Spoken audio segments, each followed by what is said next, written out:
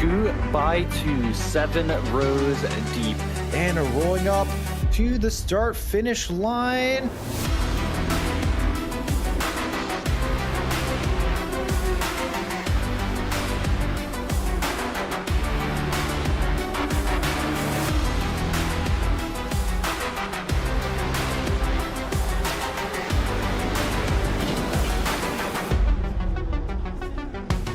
It looks like Azure going a little bit off track as the inside. As they can. Saber making an amazing dive into turn one, and electroshocks off. Eggful gets the move.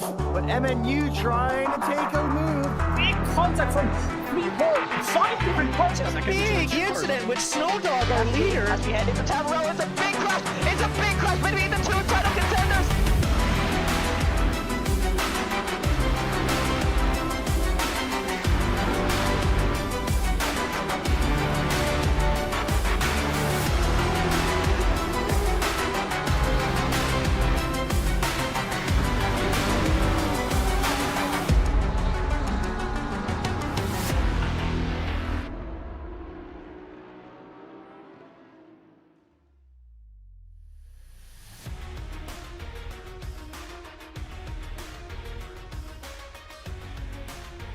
Hello and good afternoon, everyone. Welcome into the second round of our Simufur Porsche Cup series. My name is Denak, joined by Azure for the commentary for a classic racetrack, Snetterton. Loved by some, but often hated by most of our people here. But with our brand new car, the Porsche Cup car that we're going to be driving around here, maybe people will think about it differently. Yes, absolutely. Moving away from our Assetto Corsa Competizione races, we'll see how people handle the Porsche Cup. In iRacing, it's a pleasure to be along with the commentary box for today's event. Exactly. And it's going to be quite a late here at game time. Quite late in the afternoon here. And there is some weather updates as well. There's going to be some rain forecast on the horizon. Looking to be quite an interesting race for sure in that respect. But for our practice session, so we're going for another couple of minutes here. It needs to be very nice and dry. So good opportunity for our drivers to get accustomed to their new track here, new layout here. And we're going to be helping right on board with Jordan Johnson, one of the big surprise. I mean, not really a surprise that they were dominating the last round here. What was really more of a surprise that they got into quite a lot of incidents, especially in the feature race later on here. So that's why they are not currently in the lead of the Porsche Cup Championship so far. But with still 5 rounds to go here and two sets of points in both of the races here, there's going to be plenty of chances for Jordan Johnson to get back to the front of the field. Yes, the action in race 1 was absolutely not what we were expecting in a good way. There was a lot more racing action and it kept the commentators quite busy that time. We'll see what happens this time. There's still a lot more racing to go. Yeah, a lot more racing to go here. And now that we are looking at some other drivers here, we do have another new entry on our grid here who was not able to join us last time around. That would be Palikui Grant, one of our premier Porsche Cup drivers who has been also working quite a lot to get themselves the necessary I rating to compete in some professional leagues here. So I think with Palikui Grant now joining our grid here, and they have not put any times on the board here, but I'm expecting there's going to be at least somebody able to challenge Jordan Johnson's times here. We're also going to be watching on board with, yeah, there we go. Now we see Palikui Grant there going a little bit off the track here on the exit. I think that was towards the Palmer. No, that's going to be on the exit towards Murray's and on the main straight here. And yeah, track limits, again, it's going to be another old school track as we had our last time around in the Virtual International Raceway here. So not going to be much runoff here. The track limits are the grass. So as you can see here, they're going all the ways out to the grass over there with Palikui Grant just sending it very far on the richest corner there. And yeah, if you go a little bit too far on the grass, that's going to be your car spun around. So hopefully we don't gonna see a lot of that during this race. Yeah, no chance of getting some cheeky corner cuts and faster laps by cutting tracks here. You get the grass, you're going to be off. Absolutely not wanted in these Porsche Cups. I'm not familiar with them in iRacing, but they look like they would be definitely a handful and not rally cars. Yeah, they're not rally cars, but if you know how Porsches handle in the GT3 category, the Porsche Cup is quite similar to how it is. Rear-engined, quite agile in the corners, a very good corner exit, and also naturally aspirated, no turbo on them, so they get really good acceleration off the line here. But that just comes in the cost of having a lot of understeer on the exit there, and just generally being a little bit more unreal to drive around here. And Although with these new Porsche Cup cars, because we do have the new generation of Porsche Cup cars in our sim, which do have traction control and anti-lock braking systems that did not exist in the previous Porsche Cup cars. So it's going to be a little bit easier to drive for our competitors here. But we shall see what's going to happen, because now it's going to be right to the end of our practice, which I think is going to be ending right this second, maybe a couple more seconds to go here. We're going to be hopping over to the qualifying, which is again going to be a standard, I think it was going to be a 20-minute qualifying, where there's going to be plenty of time for our competitors to set the fastest lap of time around the track. And now we see everybody has round wrapped up, and now it's going to be time for the big one, the qualifying. And as a reminder on how this format is going to be working here, we're going to be having our qualifying session happening for the next 20 minutes, and that's going to be setting the grid order for the first race. And then once the first race is finished, we're going to have then the results of that race going to be the starting grid for the second race, except for the top 10 drivers being reversed. So in the second race, it's going to be top 10 reverse grid. But for now, it's just going to be time for Jordan Johnson here to have our first out lap on the track here. So do you think there's going to be anybody else that's going to be able to challenge Jordan Johnson for pole position? Well, Philip Beckerville definitely gave Jordan Johnson a run for his money in the racing last time around. Of course, not quite the same with qualifying itself. I think Jordan Johnson, having a clear track ahead and all the practice and experience he has, he's not going to have any trouble getting pole position. Keeping the lead in the first race, that's where we'll see what will happen. Yeah, we'll definitely see that. I think it's also going to be easier, marginally easier, I would say, to do overtakes around this track. We see Jordan Johnson going sideways on the exit towards, there's going to be after the Java Hampton now heading out towards Augie. So definitely not leaving a lot on the track, even on the outlap. You're trying to get their times warmed up to their absolute optimal. Yeah, but yeah, it's going to be maybe a little bit easier to overtake around this track here, especially with this really long Bentley straight here. As you can see, there's going to be lots of drag racing happening around here. Also, the second straight here, we actually see that's going to be Paliquid Grant, I believe. They're just going to start right behind them. So maybe a bit of a cheeky toe they're going to be hoping to get off their fellow competitors. So we're going to see about that. Now it's going to be heading down into that tight Nelson corner, heading towards Baumhover. It's going to be, I think that's going to be a good place for overtaking, but not going to be a concern for them. But now that we have a couple more laps to go, I think we're going to be hopping over to an onboard commentary here in a bit. Yes, we should be able to get a track run out there for you if we can get an onboard of one of these two drivers. And we do go to Jordan Johnson, one of the favourites for this league, and this will be a guide of the lap going into the first corner that is called Riches. There's a nice wide entry there, coming down into one of the best overtaking opportunities, I would say, Montreal. Second corner, nice hairpin through there. Not trying to get too much of the apex there. Decent exit coming out into turn 3, which does not have a name, but it is a no-name corner, and very wide on the exit there. That could have been maybe one of the places you can get away with track run as slightly as there is a very small amount of runoff. Coming into Agostini hairpin, this is a nice tight infield section for you.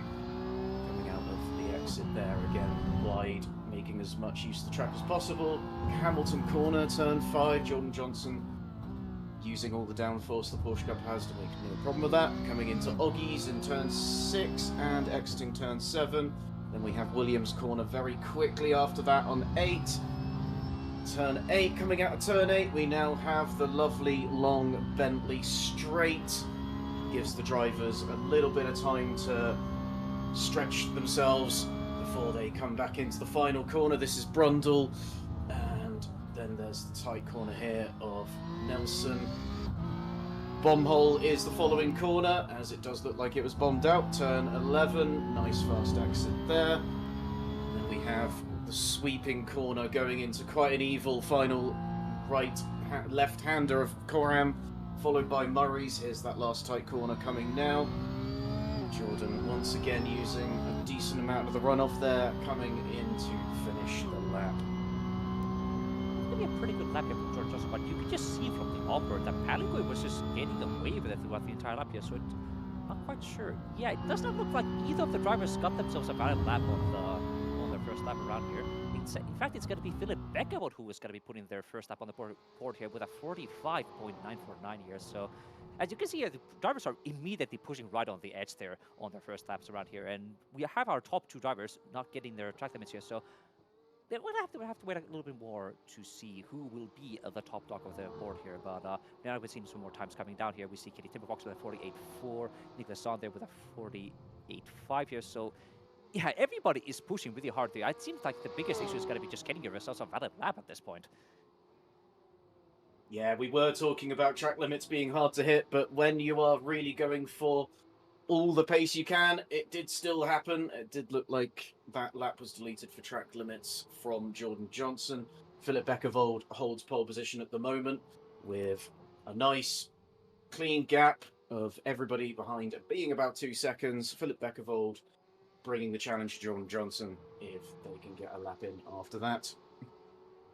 And now we have a bit of a comparison with our live timing here at the moment. And we can see everybody's on some pretty good improvements. And that's going to be Paliquid Grant. That's going to be one of the big drivers that we're going to be paying attention to here. Let's see how they're going to be coming across the finish line just a couple of seconds from now. Yeah, we're going to be watching now on board with Paliquid Grant going down into that very long sweeping corner, heading down into Merce to get that nice sharp exit onto the main straight here, unleash all of that naturally aspirated Porsche Boxster power. It looks to be a pretty decent running from then looking at the sector times. Purple sector 1, yellow sector 2, but it's going to be a sector 3 improvement. That's going to be putting them, that's going to be only half a second behind Philip Beckervold here. So another strong lap time from Philip Beckervold. Now we have another lap time from Jordan Johnson as well. That is a couple of tenths of Paliquid Grant's time as well. But yeah, surprisingly enough, not the top times for so far. So perhaps it's going to be Philip Beckervold that's going to be the top of the game here into the first race.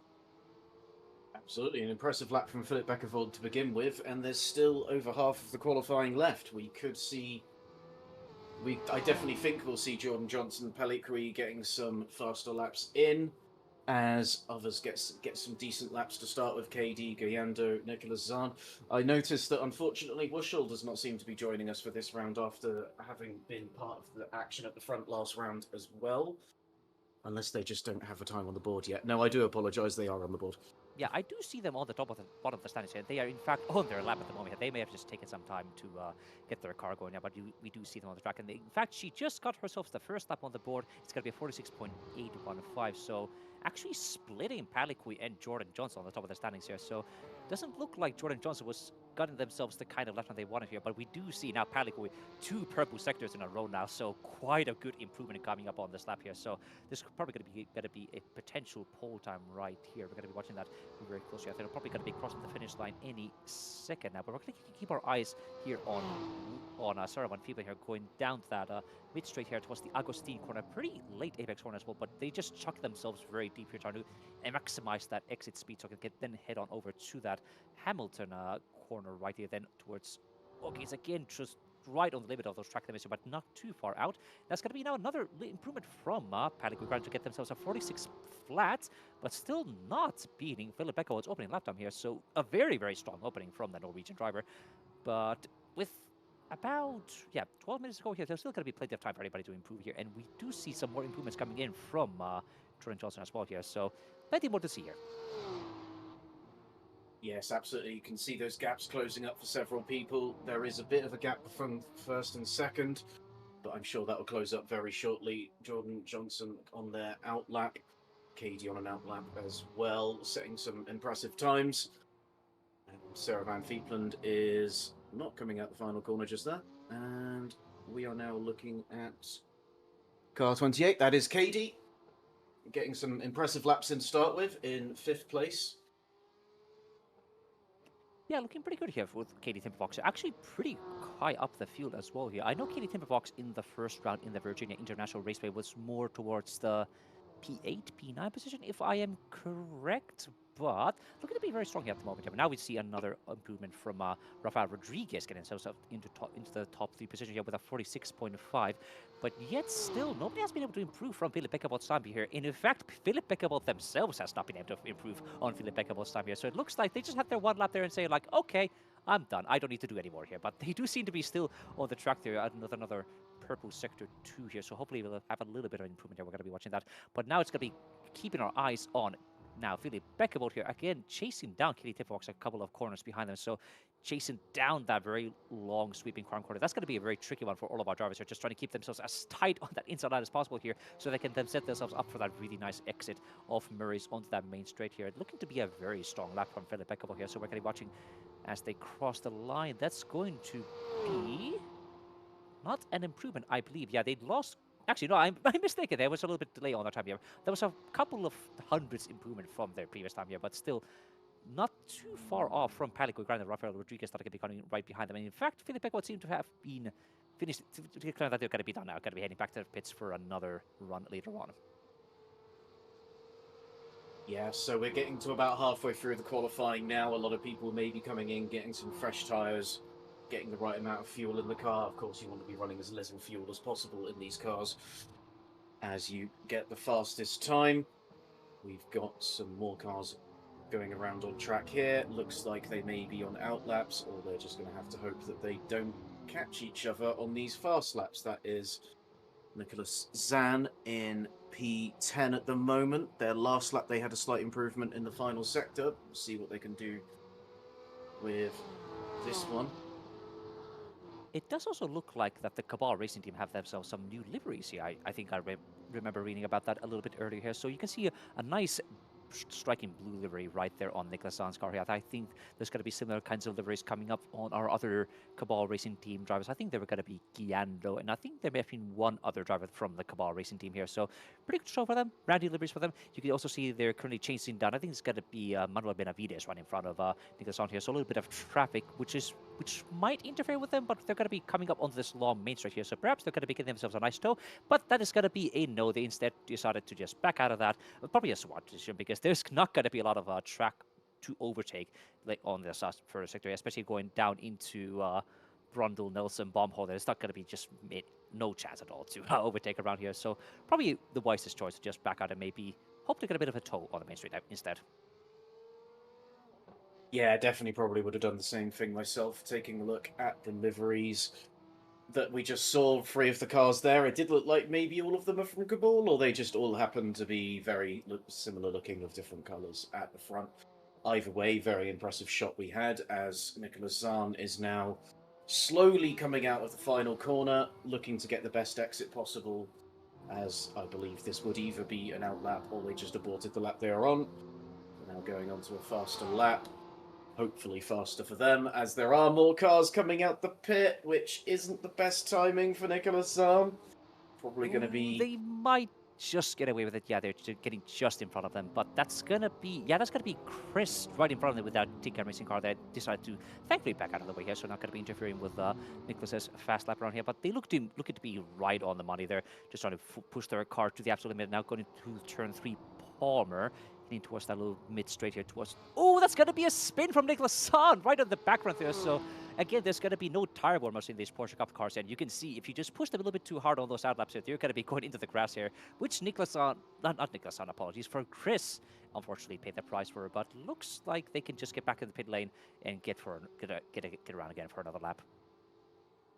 Yeah, very unfortunate on that outlap, but at least it was fairly early for them. They'll be able to get back into the pit lane and start their fast laps. There is about 7 minutes left, so that probably gives people maybe 2, 3 I at a do push have to fast interrupt you laps. here. We have a new update. We have Palico Grant setting the exact same lap time as Philip Beckable here.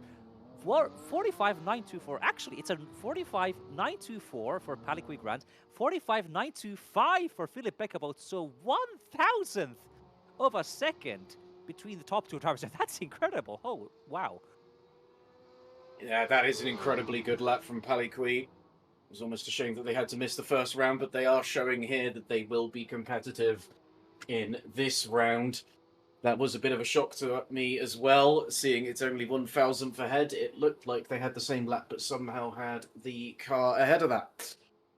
But yeah, looking to be very, very fun here so far. And surprisingly enough, Jordan Johnson has not been able to improve on their previous lap times at all here. They're still sitting only P5 with Saravan Fieplan and Rafael Rodriguez also ahead of them. So maybe they're just not able to get the car into the right window they want here. It is a fairly cold track here at only 18 degrees track temperature, and it's pretty late in the night as well here. So perhaps the lack of tire temperatures is interfering with them a little bit. They can't just get the tires warmed and unable to push their car as much as possible here. But watching them again, they're not on a big improvement here, but I think they got themselves a personal best going across the finish line here, so they might improve on here a little bit. We're going to watching them very closely going across the finish line now. Is there going to be an update? No, that did not look to be an update, not an improvement for Jordan Johnson. So surprisingly enough, they seem to be struggling with that Porsche. Yeah, you do wonder what happened with Jordan. Did they not get enough practice in, or are they just having some unfortunate moments while setting their laps? Of course, 18 degrees is a rather cold track for most people, as we see another car just coming off the track there. However, we do have to remember we are in the UK, and 18 degrees for most of us in the UK is still too bloody warm. So would that be further if we just have like a t-shirt and shorts on and just go sunbathing on the beach? Yeah, probably, and even then that would probably still be too warm for me. I like it even colder than that. Of course, the cars don't, but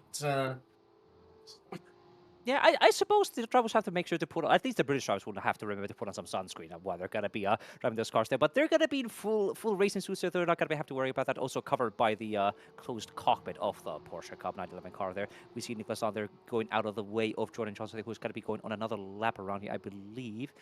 They do seem to get themselves an improvement on Sector 1 here. We're going to be watching now how they're going to be doing in the next sector here. There's going to be an improvement in Sector 2 as well. So this could be that up there want to get themselves closer to that top of the leaderboard here. They don't seem to be challenging for the absolute pole position here yet, but we're going to be watching them very closely. Nice exit through Bomb Hole. Now going to be them setting themselves very fast down into Coram and heading towards Maurer, so trying to get their maximum speed carried out nice and tight on the inside line there to then turn around towards Maurer now on the main straight here. Thankfully in the track limits now, so this could be the lap they want here. We're going to be watching them very closely as they cross the finish line just there. Going to wait a while for our lap timings to update, and that was indeed an improvement to put themselves into P3. That's a 46.393, but still almost half a second off the strikingly dominant times from Palakui and Philip Beckervold. It does look like 45.9s are the benchmark for qualifying laps around here. I'd imagine we'll be looking at maybe 46, 47 second lap times when we get to the race. However, people aren't looking at the race just yet. We do still have about 3.5 minutes left of qualifying. That is going to give people maybe 2 more chances to get a lap time around here. One, if they're, what's the word? Conservative.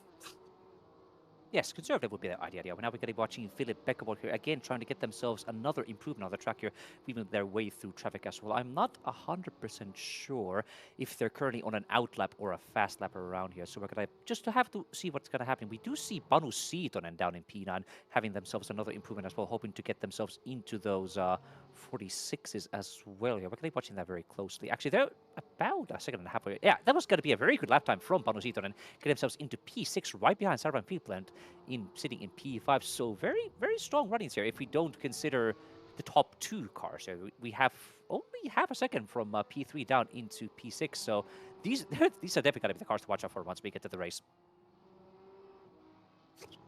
Yeah, it looks like there's going to be a lot of action, judging by qualifying pace here. We'll see where cars are able to go side by side, and as well as make moves on each other. That final corner is definitely going to be a bit of a bottleneck for everybody finishing after the sweeper. As Sarah Van Fietland does cross the line. Doesn't look like a huge improvement, but they are in the top 5, looking to continue the success they have had with the racing so far. Yes, 2 minutes left now, so we're going to be heading into the final minutes of our qualifying session. There's not going to be many more opportunities for our drivers to get another lap going here. And as a reminder, as soon as the clock hits 20 minutes on our timer here, drivers only have about 10 seconds to finish the lap time here. So these are going to be your last laps that we're going to be seeing here. You saw just right there, several people going right to the edge of the track here, dipping their wheels on the grass there momentarily. You can also see that happening a little bit over there as well, with Jordan Johnson ahead of them, trying to just maximize those track limits as much as possible here. They seem to be on another improvement here, but we're going to be keeping our eye here on Saravan. People here going around the tight Oggy's corner here towards turn 7, and then to Williams here trying to set themselves up for a nice, good exit heading towards the long Bentley straight here. They don't seem to be close enough to anybody to get themselves a toe, but looking at their sector time so far, they do seem to be improving a little bit on sector 1 here, but not so much on sector 2. So this might not be the improvement they want here. This could be their last chance as well, because we only have less than a minute to go here. So everybody needs to just rush in to get their laps done here. And in fact, Palikui Grant has opted to run into the pits here. It looks like Philip Beckwood is also on the pits at the moment here. So this seems to be our top 2 position. Look out, it's going to be Saravan people going on the crest. They might have just invalidated their lap time, just sending it a bit too fast, going through bomb hole there, but they're going to still go here.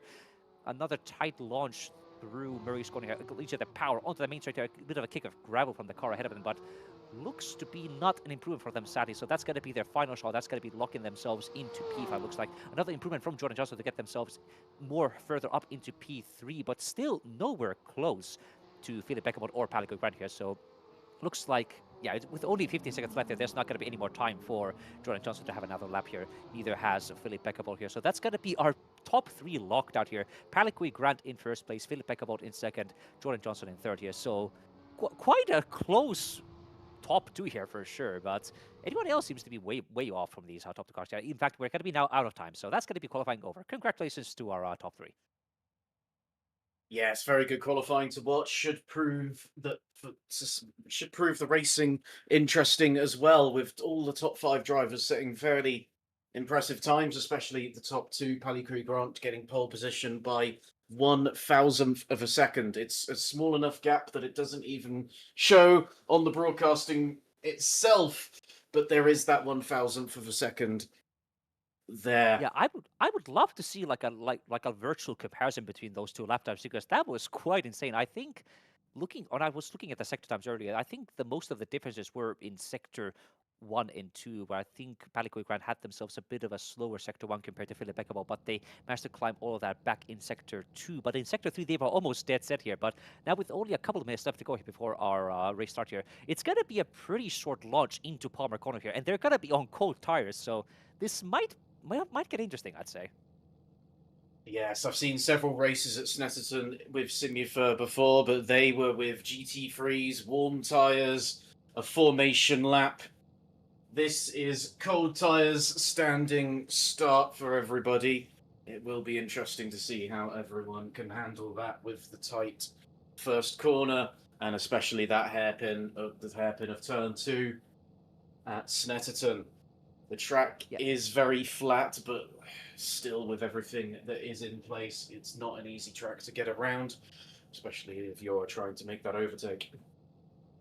That's going to be something we're going to watch very closely. I think our best overtaking opportunities are not going to be going into that Montreal corner here or through the long main straight towards Brundle. So we're going to watch that very closely. Most of our cars seem to have credit here. We have about a minute or so left here on our timer before it's going to be time for our race. Let me just double check here. We're almost going to be set here on our qualifying here. It's going to be now lights on.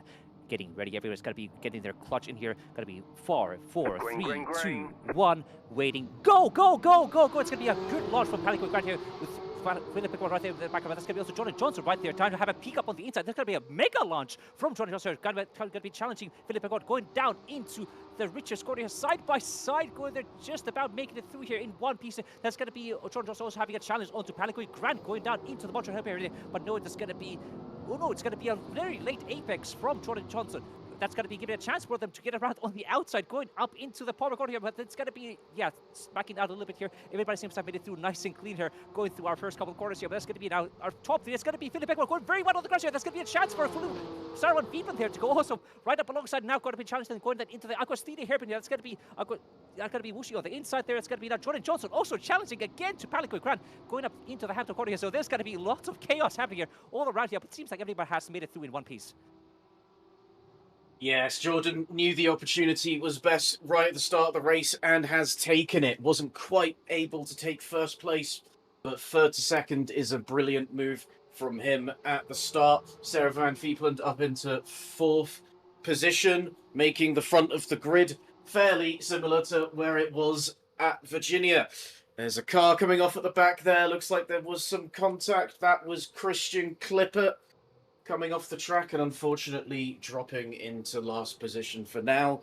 But it is still the start of the race, and with everyone battling ahead, there is still a good chance for them to catch up those positions. Philip Beckervold and Sarah Van Fiepland are still in fairly good contention. They'll be hoping that Jordan Johnson can keep Palikui busy and keep him a little bit slower on the defense to keep everybody kept together. We're going to have to watch very closely on that, because that Jordan Johnson got themselves a very good launch going through the Mary's corner here.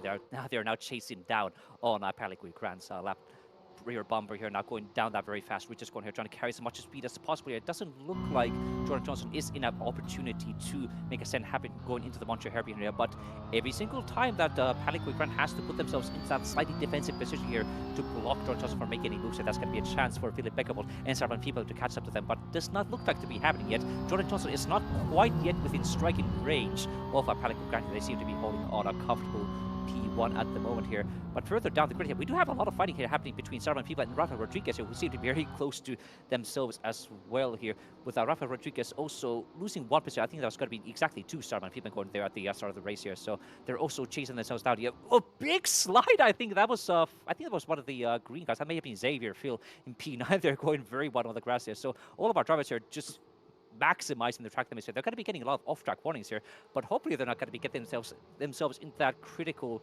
20 limit warning, because that's going to be a drive-through for them. That's going to be a disaster for a short 30-minute sprint. Yes, absolutely. It is a bit more reliable. It's a bit more forgiving. I see a score spotter in the background. I think that may be Xavier Phil.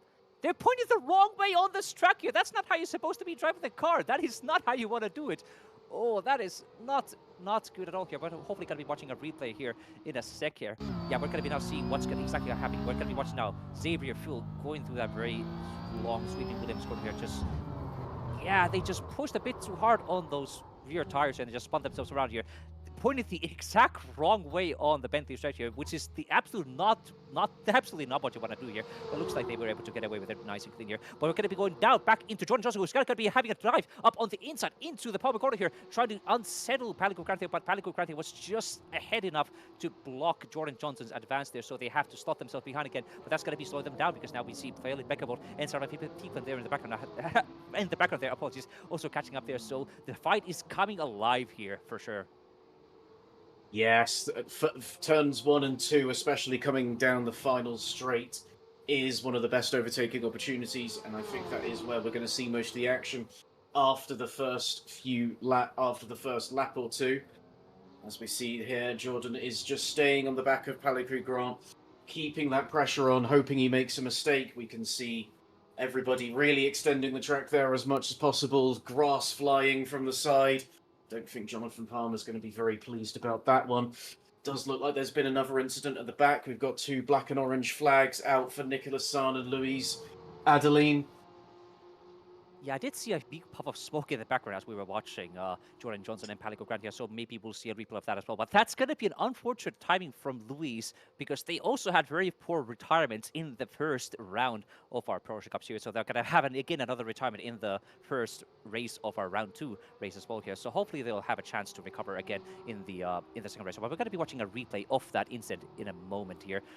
Hopefully there's not going to be much more happening between Palikui Grant and Johnson in the meanwhile, but we're going to be getting that just a moment here. But yeah, going to be getting the replay now to see what exactly happened. That's going to be between Louise Adeline and Nicolas San, I believe, here. So it's going to be Louise Adeline pushing maybe a bit too hard on the triangle. That's going to be somebody spun around. That could be, yeah, that is Nicolas San there. Oh, that is very bad. I think it may have been Nicolas San just losing themselves on the exit of that Palmer corner here. With a big puff of smoke here, Louise Adeline just did not see at all what was going to be happening here. So unfortunately, that's going to be Nicolas San and Louise Adeline both out of that race. Well, they can come in and get repairs. They do have one fast repair available in iRacing that they may be able to take advantage of if they do want to stay in the race. Anything could happen. More cars could come off ahead of them, and that could give them some extra points that will be useful for them at any point in the championship.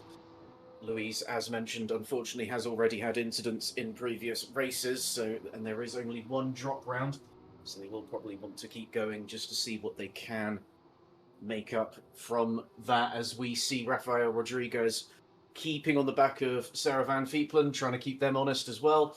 making sure they can't just look ahead. They have to keep their eyes behind them as well. As we see, well,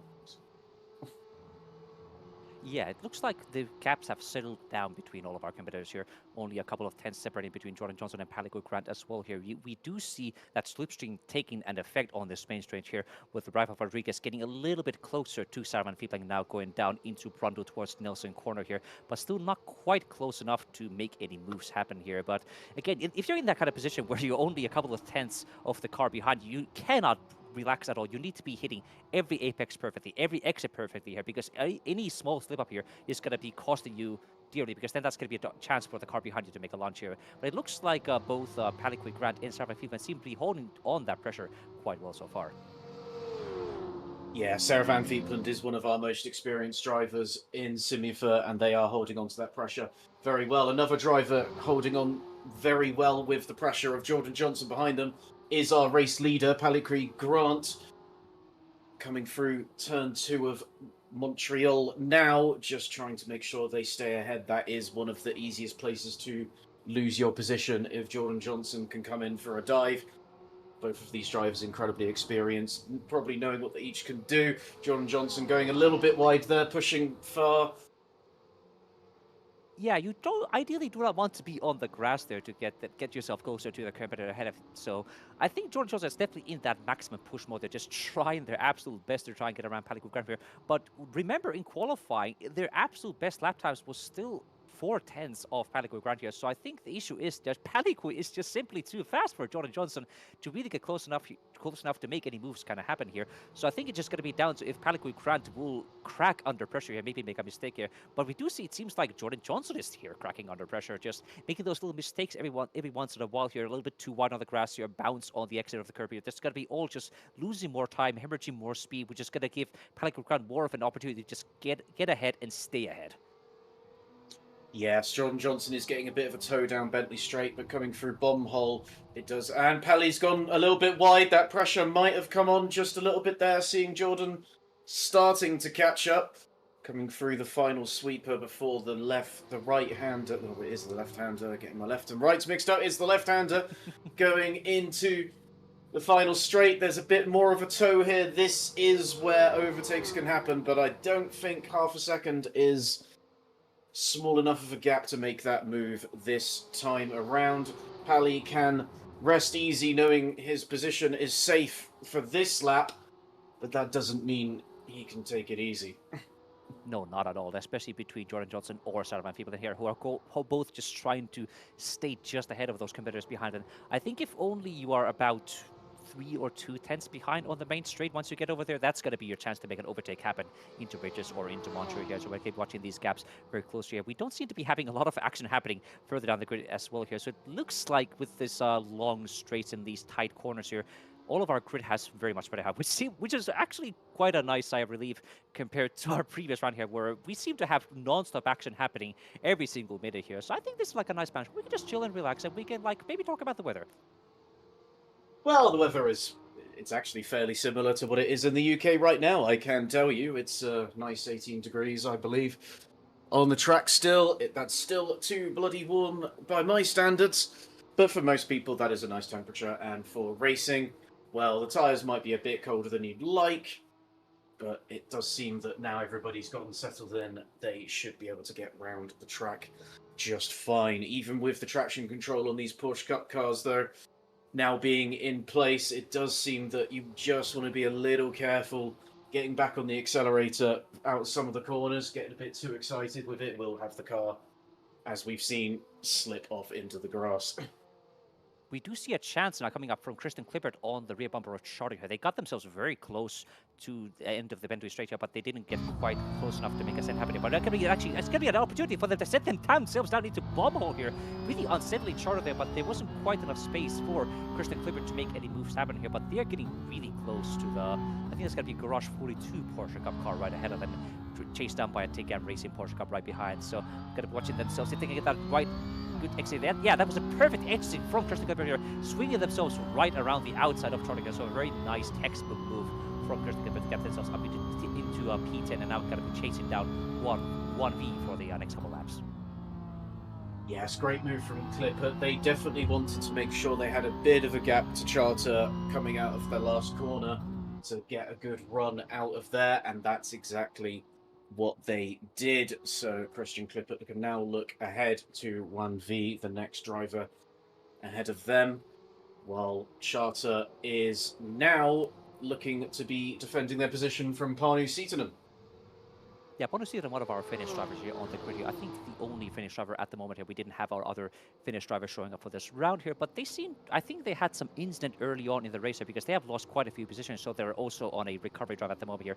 Now chasing down Charger, hoping to get around them as well here. They seem to be getting really close. They're already heading towards the Agostini-Hamilton complex here. They seem to be diving themselves deep, going around there. So that seems to be a very nice move from Baschetti, Panu Seaton there. So I think Charter is just realizing they don't really have the pace to defend from Pescetti right behind them, so they just opted to just stay around there. We'll see now. That's going to be a yellow flag from Luis Adeline. They did go around the track. They get out of the pit lane again, so I'm not quite sure why they are showing yellow flag. There may be an incident at some point there, but they seem to still be going fine at the moment here. So maybe we'll see a replay of why exactly that a yellow flag happened here. But now it's going to be a battle between Paschetti and Christian Clippert here. Now going down after the Nelson corner, heading towards bomb hole here. So this could be another chance for Panu Seaton to have another overtake happen. We're going to be watching them close here. Now heading down into the long sweeping corner here, hoping to get themselves set up right as Christian Clippert did on Charter. Hoping to Paschetti can do the same thing for Christian Clipper, but it looks like Christian Clipper got themselves a much better exit as compared to Charter, but they are still not safe at all from the Birds charged right behind. They're going to be almost touching bumpers going down. It's going to be a peek up on the outside going into the Richards corner here. That's going to be a brave move to done here. They're pressuring Christian Clipper right up on the inside there. They're going to be touching bumpers. There's going to be a bit of contact between them, but they still see the final here. That's going to be now defensive inside line here from Christian Clipper, so that's going to be a chance for them to stay there, but it's going to be Paschetti still trying to cling it on the outside there. Now going to be outside turning into the inside, going down into Palmer corner. This could be a final chance. It's going to be, it's going to be a bit of contact between. That's going to be unsettling Christian Clipper here. But both of them still making it nice in one piece here. But seems like not quite enough space for Paschetti to make a send happen there. But they're still right behind there. So very good defensive racecraft from Christian Clipper right there. Yes, Paschetti not quite being able to make the move on Clippert, the same Clippert had done on Charter. This is also keeping Charter within the action, though. Charter getting a nice front row seat to the cars just ahead of them. We might see another aim for a move here. Is Clippert going to try and... No, it's Seaton behind. Is Seaton going to be looking for it here? There will be a nice amount of slipstream, but going into the final sector isn't always the safest place to make a move here. It looks like they're going for it, though. Clipper on the inside. Paschetti is going to take that inside for the next corner, though. There's more contact. Getting a bit argy-bargy, but everybody holds together. And then there's more cars coming into the action as well, with Zrushi on Charter. So we've got two cars side by side going through that corner. In the sweep, we've got the sweeper coming through here. Which one of them will get the best exit? Clipper has the inside, and that does look like it will give them that. But Paschetti, even going off the track very slightly, is still side by side, coming in down the straight, going into turn one. Who is gonna hold it? Well, I think Paschetti has the inside, but. Yeah, there it is. There it is. Paschetti gets it. They're just about getting But themselves turn two is still. Oh, it's going to be a cutback. It's going to be a cutback with Christian Clipper now getting up on the inside, heading into the Montreal corner here. So they're still going to be fighting for, I think it's going to be 2 laps side by side, non-stop here. These cars are just not breathing at all here, with Paschetti just barely managing to get ahead finally. So that might be the battle finally over here. But you can see the huge gaggle of cars right behind. That's going to be Zrusi. That's going to be Luis Adeline. That's going to be Xavier Phil, all in the background. They're hoping to also make a move. That's going to be our Christian Clipper now diving up on the inside, heading into the Agostini corner here, but not quite enough to make that sin happen here. But look at this gaggle of cars. That's going to be a huge battle for, that's going to be for only P10. Yes, an excellent battle for P10. I'm sure some of the drivers will be liking to wipe that 0 off and pretend it's for P1. The racing is as intense as it would be for that P1 position. That is what we like to see, everyone battling across the grid. That has also brought the cars behind into a little bit of contention, although the gap seemed to have opened up a bit now. Clippert will have the slipstream on Seaton ahead of them, but with these corners, as seen before, it's going to be near impossible to make a move with that much of a gap. Oh, and that is I think that someone was off. Adeline. That was Luis Adeline's car there going off. That was an intense. They go so fast in the barrier. I'm worried if they're going to be okay after that kind of incident. Hopefully they're going to be okay there. But yeah, we're going to be seeing that right there right now. They're going to be chasing down this gang of the cars right ahead. And that's going to be Xavier, Zusiban, Charger, Christian, Clipper, Banubas. They see them right ahead of them, but they're going to be just going way too fast. They're just losing their car. They're just going to be sliding all the way out into the grass there. But it seems like they got away with only minimal damage, thankfully. Unfortunately, it does look like they are in the pits, and they may have retired the car this time, having already taken a fast repair. That is a shame to see. It does seem Louise Adeline is struggling in particular with these Porsche Cup cars. Either that or just having a lot of unfortunate incidents. As we come back to the action that is on track right now, we have Xavier Phil chasing Zrusi Bun. Xavier Phil having had a similar incident ahead. There is a yellow flag with Guiando. But looking back at this action, Xavier Phil is chasing Zrusi Bun. I think that's two TIG Gang Racing drivers racing each other to see who is the faster TIG Gang Racing driver. Yeah, I'm hoping there's just not going to be any take meet happening here. That's my main concern, but there's still going to be Christian Clippert a couple of positions ahead of these two here. Sadly, we don't have any more take racing drivers around this round here, but hopefully we're going to be seeing more. Though it's going to be a spin from Xavier Field again in that same corner as last time. They had just pushing a bit too hard into the Williams corner there, losing their car. They're going to be losing all of the progress they had gained from these previous laps here. Again, now 10 seconds behind on Ruziban, so there's not going to be a take meet, thankfully, this time around. But now we're going to be going back into the battle between Palico and Jordan Johnson, who again, I don't think they've been farther than 6/10 apart this entire race here, but it seems like there's just been no chance at all for Jordan Johnson to make any moves to happen here. Palico has been able to just get their apexes nailed exactly right, put the power down on the exact right moments there, keep their car in the exact right position to just be a tiny bit faster than Jordan Johnson, so they just don't have any chance to make a move to here. And I think it might be just because of that slipstream on those long straights here, where Jordan Johnson is just able to just about stay behind Palico Grand. Yes, keeping a bit of a show on, putting a bit of a show on for us, but underneath that helmet, I can tell you, defending at Snetterton, all you need to do, generally, if you're on a similar pace, is make sure you keep your car at the right place at the right time on the track. Sounds easy. There's only a few place opportunities for overtaking, as we have seen. This is one of them, but Grant is in the right place. There will be no overtake granted there, although they have just gone wide again going through the sweeper. Doesn't seem to have been enough of a problem for them to lose the place, but we could get a little dive coming through here. That is if Grant hadn't held the door shut. Not quite, but there could be only 2/10 separate going down into this long main straight here. So this could be the chance Jordan Johnson needs to make a send going into the Montreal corner here. They're going to be just following as close as possible onto the rear bumper, going through Rich's turn 1 here. Hope the gap is now only 2/10. They're going to be almost in striking race going down into Montreal corner here, but they don't seem to make any sense happen yet. They're just opting to stay behind them with about 10 minutes left of the race to go here. They might just be biding their time, just waiting for the final couple of minutes to make a send happen there. Yes, absolutely. 10 minutes of the race to go. That should be about 6 laps, I would believe, with the lap times we are seeing. So we've had 12 laps. We're looking to have about an 18-lap race, I would think. Yes, looking at the lap times on the board now, definitely think that's going to be 6 more laps. All Pally has to do is hold that position. Of course, Jordan will try and make any dives anywhere, try to spook Pally. But Pally is an experienced enough driver that they should be able to hold off that. We will see. And then we will have the Bentley straight here.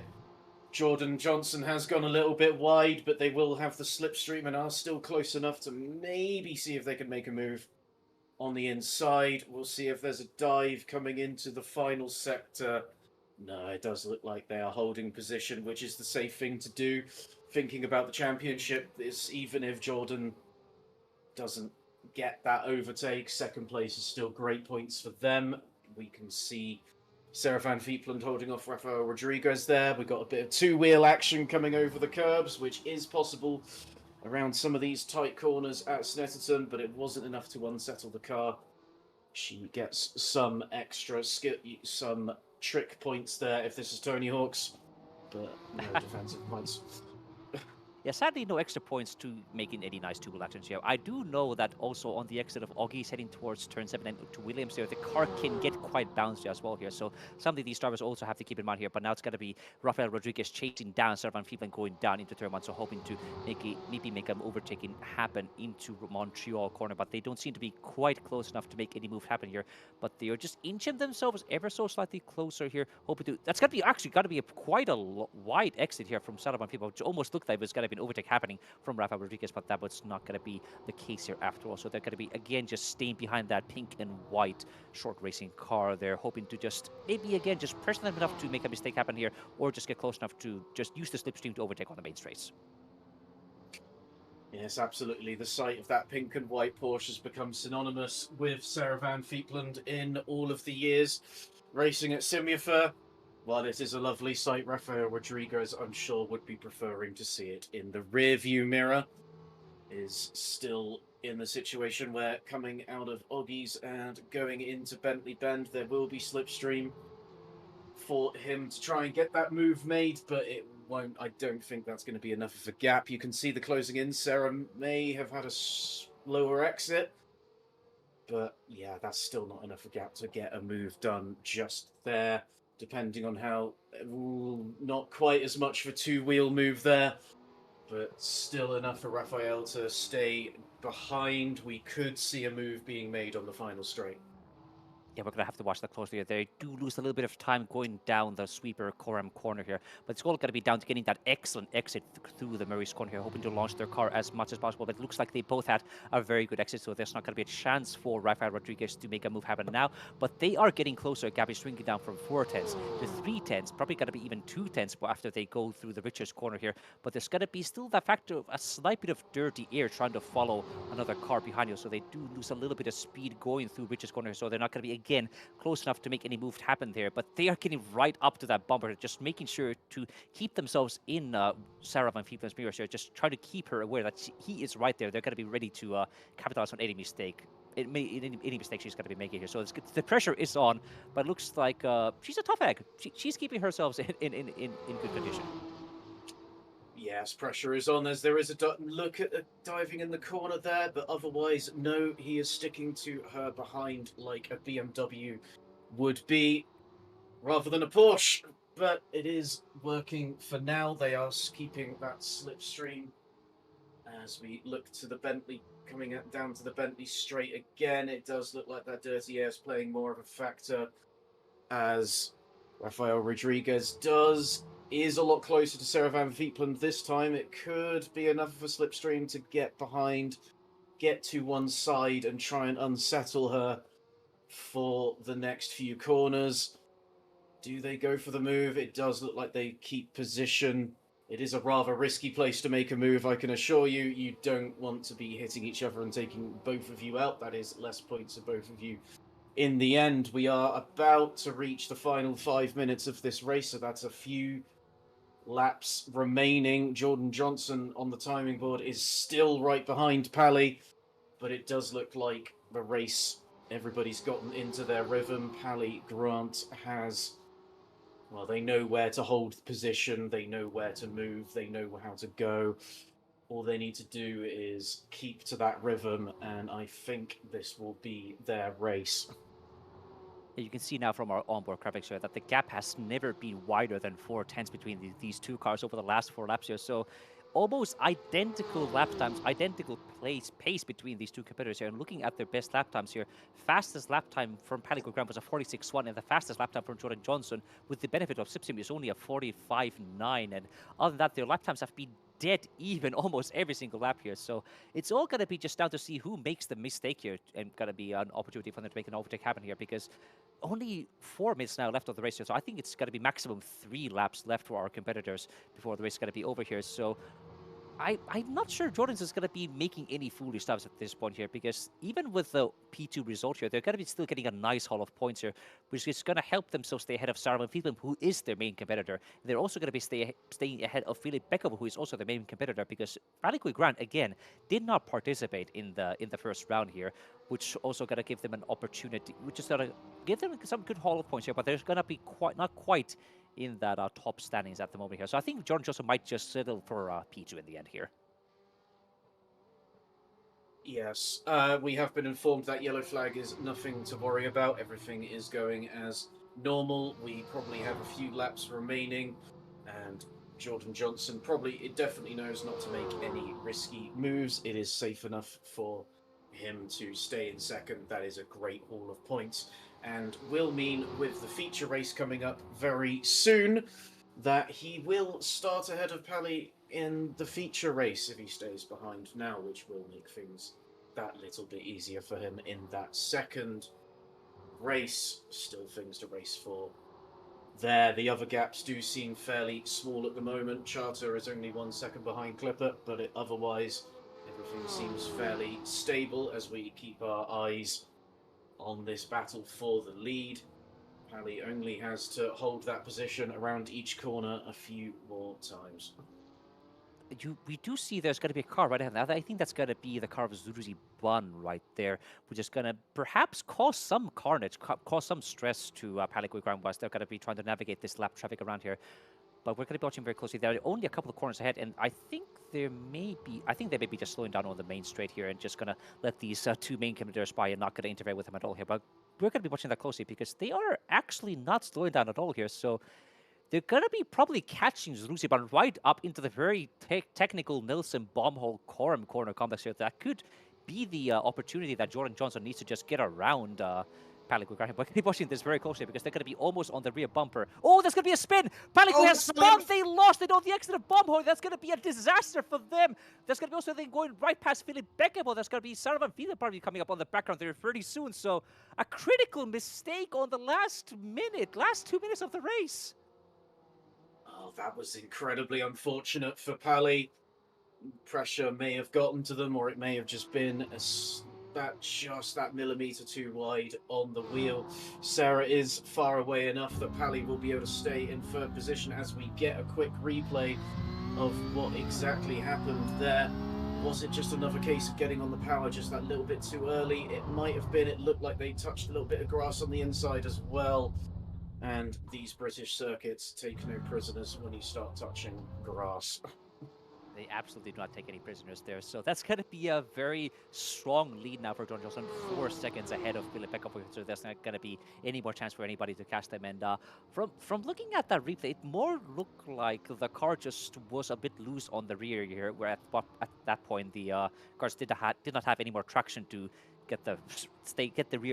keep it planted down, and that's why Palikui spun here. So quite unfortunate for them, but they're still going to be P3, so that's going to be now them staying ahead of Jordan Johnson when we're going to be going to our next race here in a couple of minutes here. So that's going to be Jordan Johnson navigating themselves down on the main straight here. So I think this lap could be the last one. I don't think they're going to be finishing this lap on time, so we're going to be watching that very closely. All of our other cars have also spaced out, and I think there may have been some incident that had happened between Sarvan Fiedland and Rafael Rodriguez, and that was also seemed to have been a spin from Zuzi Bun as well, because Nicholas Zahn also just passed them there in the background, so maybe we see a replay of that, but we're going to keep our attention on Jordan Johnson, now going to be going down through Coram into Murray, so there doesn't seem to be any more laps left on board here. There's going to be a full 30 minutes left here. This could be the white flag right here. We're going to be watching very closely as they round that last corner there, unleashing that Porsche Boxster engine one last time. Yeah, that's going to be a checkered flag. That's going to be a surprising P1 from Jordan Johnson back from P3, so very good racecraft there, just good launch.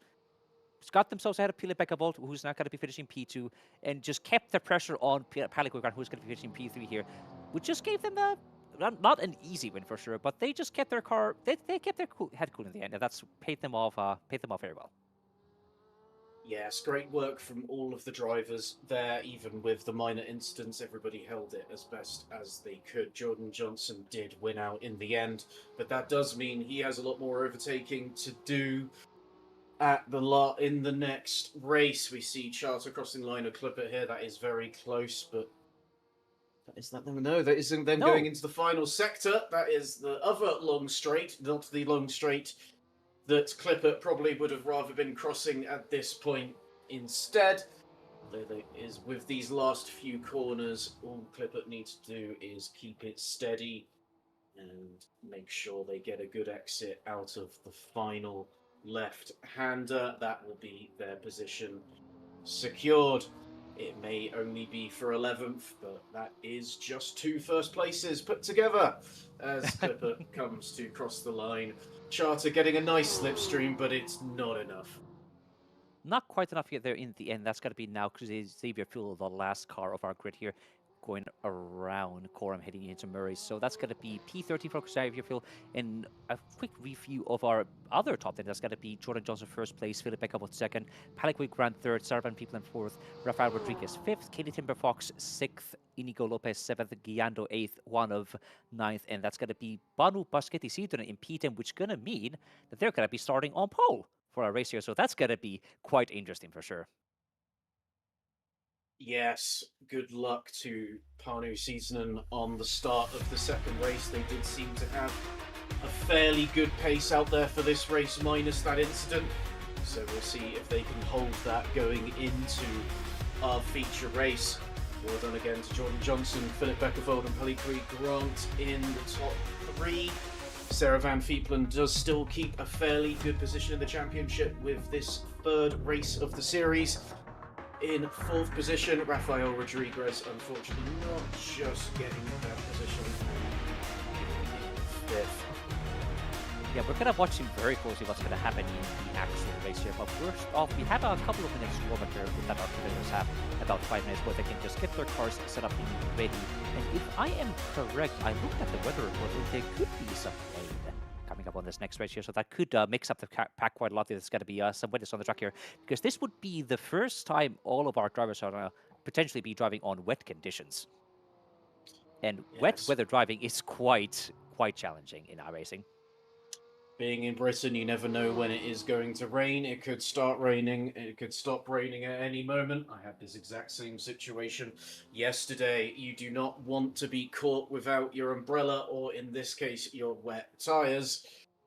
And it will be interesting to see how much that shakes things up. Will the experience of the drivers that have driven iRacing a lot more give them that extra advantage when it does get wet?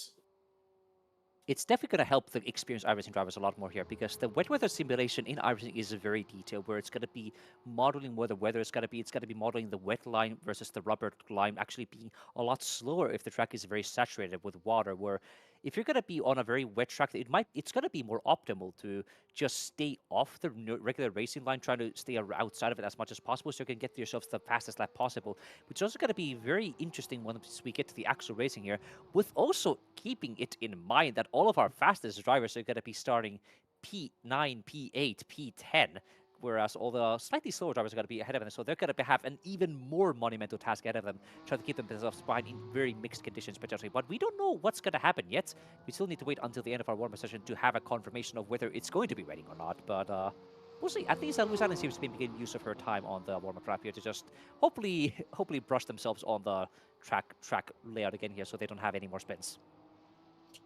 Yes, hopefully they can get that little bit of extra practice, and that will give them their confidence to keep going.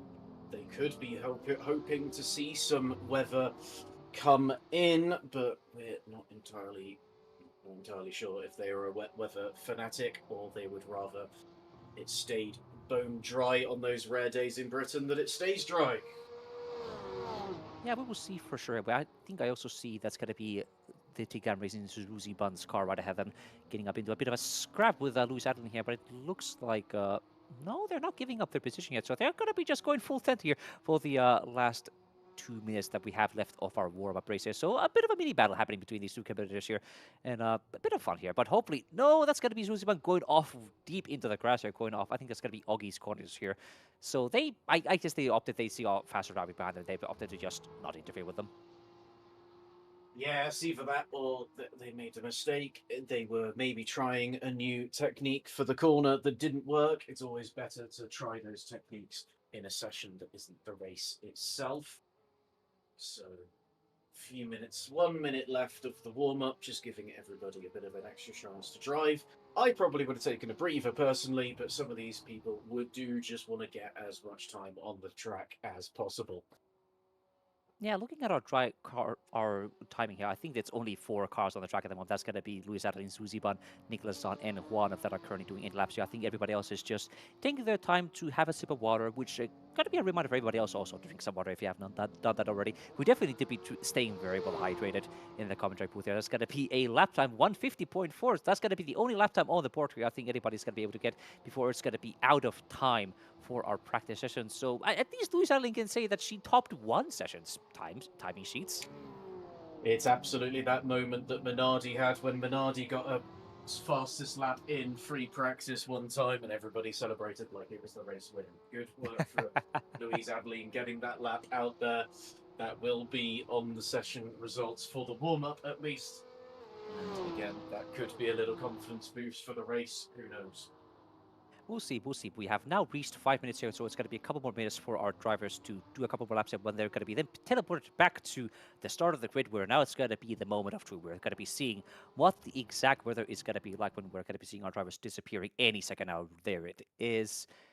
And we're going to wait a while for the session to switch over and for our cars to start gridding on that main straight here. And it is looking a little bit darker on the skies here, but it looks like our drivers, thankfully, have avoided having any more rain this time around here. So probably a sigh of relief for some of our drivers who have not yet done any wet weather driving. But that still does not change the fact that there's going to be Boschetti Banusitran starting in P1, Juanov in P2, and there's going to be now Philip Beckervold, Jordan Johnson, Palicoy Grant, Sarvan People, and all of these very fast drivers right behind them. So Banu is going to have a lot of work ahead of them if they're going to keep this P1.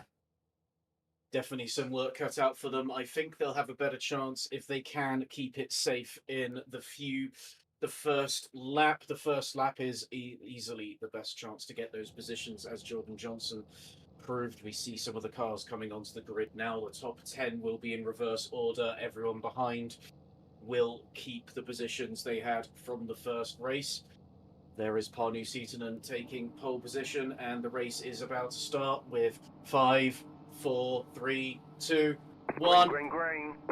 And it's green. That was the start for everybody. Looks like Panu's taken the roll right. He's got a good start. Guiando looks like they'll be making a move on 1V immediately. Katie is there in the background looking to capitalise on the situation as well as everybody comes down to turn 2. A couple of cars going wide out of turn 1. Panu's got a nice gap to start with and will keep that position now. They can now use the opportunity to stretch their legs and give themselves as much of a gap as possible while everyone else goes for those initial moves, fighting each other behind. So that's Panu, Guiando, 1V, Katie Timberfox, Sarah Van Fieplen's already up to 5th, looking to get some advantage from the race they had just now. Rafael Rodriguez behind again, once again stuck behind that white and pink Porsche. Philip Beckervold and Jordan Johnson just behind them as well. Pally has not been able to make any spaces yet. It looks like Beckervold and Johnson are already fighting each other. We've got Rafael Rodriguez just ahead for now, looking to... And they now have Jordan Johnson chasing them. That is a car you don't typically want to see in your rearview mirror. So we'll see how long they are able to keep Jordan in that rearview mirror. We'll keep that in mind. So that's going to be also Kristen Clippett in the background. They have also spun themselves going up on the exit of Williams there. So quite a bad result for Kristen Clippett. Again, losing all the time they get here. We also saw Palicoy Grant getting around their team boss, Inigo Lopez. They're now going to be slowing down into P. That's also going to be, I think that's going to be the car of Nicholas Zahn there in the background, going way off in the grass here. So a very chaotic second round here already, with also Jordan Johnson getting themselves around Philip Beckervold and Palicoy Grant there. They're going to be their 2 main rivals. But now it's going to be ahead of them. Rafael Rodriguez, Sarvan Fiep, those are going to be their 2 other main rivals. They're going to be now launching themselves down on the main straight here with Jordan Johnson right on the rear bumper of Rafael Rodriguez. They're going to be going on this huge slipstream straight here, but it looks like Jordan Johnson is going to be right within striking range here, just trying to get themselves as close as possible, maybe thinking about a send going through Riches into the Montreal corner here, but going to be watching them very closely there. It's going to be almost touching their partners. It's going to be now Jordan Johnson up on the inside, diving themselves deep into this corner here. There's also going to be Palico Krethia almost touching Philip Beckham. There's going to be also a very slow exit from Giano. They're going to be losing 1, 2, 3, 4 positions in that one exit there. With they're going to be now hounded by Palico Grant and Nico Lopez right behind them. With now going to be sandwiched between their faster driver, Philip Beckham. That's going to be going all the way south of the grass here. So a lot of action happening. That's going to be now Palico Grant there also having a peek up on the inside of Giano there, driving up into the Agostini corner. That's going to be a bit of an archy-barchy door-bagging moment there, which also could be an opportunity for Nico Lopez to now have a move up on the inside, going up into there. But no, they're going to be slotting themselves behind Guiado there in the end. So no change in position there for them. But that's going to be Rafael Rodriguez again chasing down several people who seem to have gotten ahead of Rafael Rodriguez on those open laps. That's also chased down by Jordan Johnson, now going on this long main straight here. So that's just going to be the danger zone for Rafael Rodriguez. So they're going to be looking at that black and yellow Jordan Johnson car there, just trying to hold themselves off as long as possible. It looks like they get themselves just the slipstream they need through the bench straight to dive up on the inside into Brando, but it's going to be inside turning into outside. But it looks like Rafael Rodriguez backed out there in the end. It gave the position to Jordan Johnson. That's going to be them down to chasing down Saravan people. And with Banu Basket, they see them still holding on a very impressive P1 here, with nobody else here at the moment being able to contest. Yes, that's Barney Seaton holding on to their position as they would have wanted to. Now's their chance to get ahead while everyone else is battling. Guiando is somewhat keeping them honest, keeping 5 temps, and will have the slipstream on them down the straight as well. Don't think they'll have enough of a chance to get a move on them. But one of the main championship battles going on right now is between Sarah Van Fiepland and Jordan Johnson. Jordan Johnson going for a dive on the inside. This is the best place to make that move. And it looks like the gap's already there. He closes the door on Sarah Van Fiepland. That move is nicely done from him. He will have wanted to get that done as soon as possible to give himself all that time for the rest of the race to move up to the top of the field. Very good hustling for positions from Jordan Johnson. They're now going to be chasing down Katie Timberfox, Guiando, and Pablo Sidon, who are still ahead of them. And there's probably not going to be much of a battle from them either, because they were one of the slower cars on the track here. So we're going to be keeping our eye now on Guiando, who's going to be getting very close to Katie Timberfox, who is right behind them as well in that beautiful trans-livered car right behind them. So very lovely livery from them. Now hoping to get that slipstream from Guiando going down into the main street.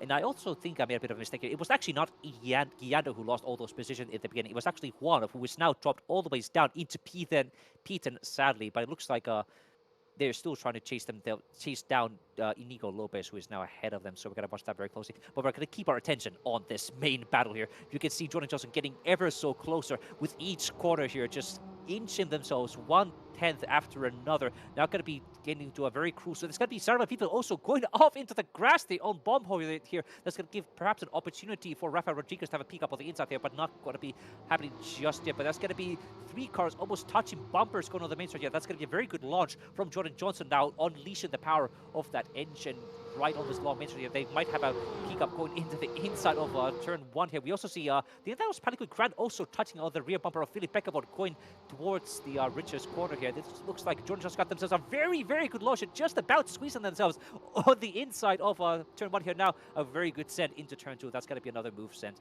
Now only 2 cars left to go for them to get the lead of this race. Yes, another wonderful move there from Jordan Johnson, getting those places. I don't think Katie wanted to fight it too hard, but still a good job from her to keep it nice and clean. All the racing so far has been fairly clean. We can see, even with everybody fighting for those positions, Jordan Johnson already caught up with Guiando. Guiando will likely want to try and make it as difficult as possible to take that position. And if you know what you're doing defending at Snetterton, it is possible. But with that pace difference, Jordan Johnson may be able to get that move done coming down Bentley Bend. We have seen it happen already, and the gap is small enough. Right, so Jordan Johnson's now getting a nice bit of suckage from the rear of Guiando's car. We'll see if there's a move in I'm not order sure you want to here. repeat that phrase.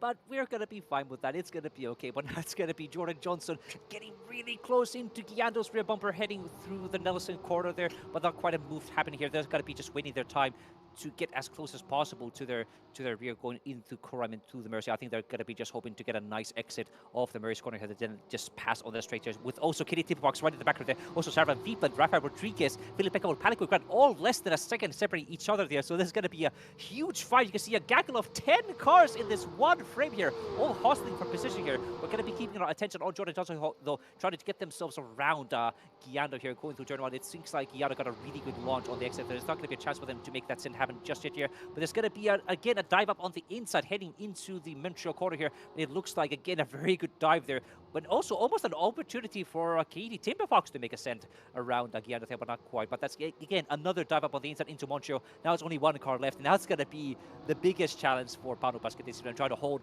back a 9,000 I rating esports driver as a sole RNG racing driver. So it's going to be quite a good fight here. But we'll also have some more fighting happening between Rafael Rodriguez and Philip Ekabolt and the Paliquid Grant here in the background there. It's got to be Paliquid Grant here being hounding the rear bumper of that HP multicolored Porsche Cup car there. They don't seem to have been able to make a move happen yet.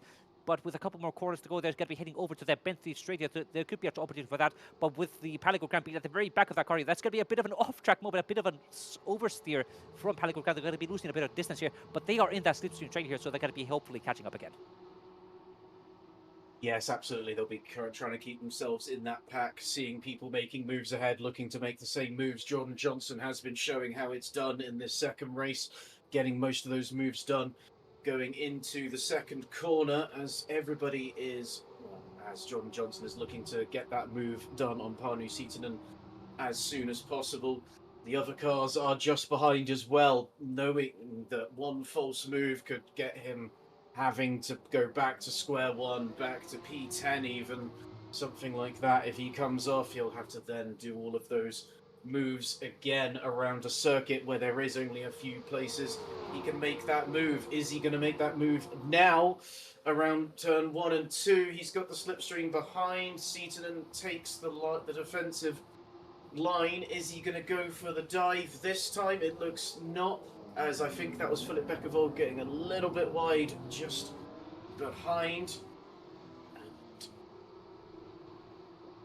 Yeah, no moves happening there just yet. I think that was actually Katie Timberfox in the background going on the grass there. So no change in position yet here, but Jordan Johnson is getting very, very close to that RNG red, green, black, and white car there. So there could be happening any moment here. That's going to be Sarwan Vietland dive up out in the inside of Katie Timberfox there. A nice move up into the Agostini hairpin here, getting themselves just around it. You can see that Porsche has a bit of battle damage from a bit of contact. I think it was on lap 1. You can also see the front bumper of Katie Timberfox's car also taking a bit of damage here. With now Rafael Rodriguez going up on the outside of Katie Timberfox's car right there in the background there, hoping to get themselves also a nice step. That's going to be an outside turning up into the inside, so they backed out of that move there in the end. So it's going to be no change in position so far, but we now see Jordan Johnson is less than 2 tenths, but that's going to be a spin from Katie Timberfox. They lost their car going up into the Williams exit there. It's going to be right in the middle of the track here, almost causing more calamity there, but seems like they just about made it through in one piece there. So good avoidance from the cars there in the background, but not a good result that Katie Timberfox wanted.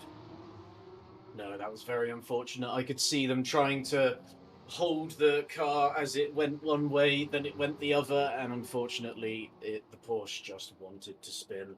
So that is exactly what it did. Thankfully, everyone was able to avoid colliding with Katie Timberfox, so they will live to drive another day. Coming back to the battle we have here, Philip Beckervold is in P6, chasing Rafael Rodriguez. Philip Beckervold had an incredibly good lap time, so we know that he does have the pace around here from qualifying, but can he make the same moves that Jordan Johnson can? Looks like he is going, maybe trying to go for it, maybe going for the outside here. It's not going to be enough, and I think he will have to settle for that position until the next time around. But Jordan Johnson is right on the back of Panu Seetonen now, making it seem more like a BMW Cup than a Porsche Cup, but looking to try and make that move. There won't be any moves around here, around this part of the track. It is near impossible to make those moves unless there is a significant incident ahead. Everyone coming around for Hamilton corner, and then they'll be looking to line something up down the Bentley Drake, that was a bit slow. There could have been contact there, but Jordan just about adjusted. But he knows that Seaton is making those mistakes now. They are close enough. We're going to get more of a slipstream here. Will that toe be enough for him to make a dive going into the third sector? It looks like they're incredibly close. It's a 10th and a half, and Seaton does just hold on to that position and is at least safe for the next few corners. Yeah, Bono Seaton is absorbing the pressure from Jordan Johnson quite well here, but the gap is now less than 2/10 going down through Coram, heading into Mercio. This could be the chance that Jordan Johnson needs to finally get that send made here. So they're hoping to just maybe back up a little bit here, going through into the long main straight here. They're hoping then use that slipstream to their advantage just to launch themselves right around Bono Seaton here. We also see a huge cars right behind them, also dropping from position, but we're going to keep our attention on this main battle here for the lead of the race here. Going to be Jordan Johnson again, diving down into breaches here, trying to get as close as possible, hoping to get that good best possible exit. That's going to be now up on the inside. Another classic move. They're going to be diving up into the Montreal hairpin here. There's going to be nothing Pescetti can do here. They're going to be losing that position. That's going to put Jordan Johnson all the way back from P10, now in the lead of the race here. An incredible climb up through the field here. And I think there's not going to be much more Pescetti can do at this point, because they've already lost half a second going through this last couple of corners. And that's going to be down to just Jordan Johnson to escape away into the front. Yes, I think Jordan Johnson's got that done by the book. He knew what he was doing. He made the move work through every time. And someone else is going for a dive in a less normal location. You've got Rafael Rodriguez going on the inside of Guiando. And they were still side by side. It looks like that move has been made, though. That has put Rafael Rodriguez up into 4th position. Guiando will have the advantage of slipstream coming into the final sector, going down the Bentley straight, but I don't think it will be enough at this point.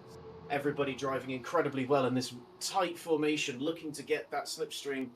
Pally Grant looking to maybe make some amends from the mistake in the first round, has 3 cars directly ahead, won't be able to make a move on any of them through here, but will be wanting to keep in that position ready for turn 2. Yeah, all of our cars from P2 down into P7 are in the same slipstream strain here, which are going to be helping off each other and also giving themselves an opportunity to hold their position here. But it looks like Philip Beckerwood is getting really close into Guiando's rear bumper here, hoping to have an angle for an overtake going through Murray's into the main straight here, hoping to use that slipstream to their advantage. A really good launch, both from Palikui and from Philip Beckerwood. This could be a chance with Philip Beckerwood now on the inside here, with Guiando seem to be taking the long outside line. They hope to maybe get themselves a better launch through the turn 1 here to then carry that momentum going down into the second quarter here, into the hairpin here. But it looks like Philip Beckerwood managed to just about squeeze themselves ahead. With those going to be Palikui Grant sneaking their way through in that same move. There's going to be 2 for 1 there. Palikui and Philip Beckerwood getting themselves around Guiando, so not the move that Guiando wanted. I think they made a bit of a mistake trying to take the outside line there and just basically gave up that position. And that's going to be down for these 2 now to get around each other, because there's going to be a big fight happening now. Absolutely. We saw these 2 drivers incredibly fast in qualifying, and they are proving they can make those moves in the race as well. Guiando won't be so happy about what just happened there, but that is the place to make those overtakes. We are now halfway through the race. 15 minutes have elapsed of the 30 minutes this feature race will run for. We are on lap 9. I do believe that means we'll have 17 again, judging by how the last race went. Jordan Johnson does seem to be definitely pulling away now. They have that first place. 9 positions gained from Jordan Johnson. Class was definitely in session as he showed everybody how it's done. Now he'll just be looking to keep it fairly easy. He knows he's got the pace. He doesn't have to over push. Just needs to keep it on the track, well, while everyone else is fighting for whatever he leaves behind. In this situation, that is 2nd place. We do have Sarah Van Fiepland looking to make a move on Seaton as well. Looks like they've both got a fairly good exit, taking the same line. Sarah Van Fiepland will have that advantage of the slipstream. Will Seaton let them take it going into 1 and 2? Looks like Sarah is looking for that inside that we know is where people can dive and get the move done, but taking it safe, playing it safe and not making that move this time around. At the same time, keeping that pressure on Pescetti, Seaton, to make sure that that door is open another time.